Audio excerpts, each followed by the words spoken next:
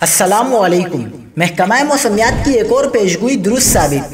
کراچی کے مختلف علاقوں میں طوفانی بارشیں شروع، ایک اور طوفانی بارشوں کا سسٹم بھی آنے والا ہے۔ محکمہ موسمیات نے خبردار کر دیا۔ کیا آپ حالات حاضرہ سے آگاہی حاصل کرنا چاہتے ہیں؟ خبر کے پیچھے چھپے اصل حقائق جاننا چاہتے ہیں تو ابھی سبسکرائب کیجئے دل پاکستان کو اور ساتھ ہی گھنٹی کے نشان پر کلک کر دیں۔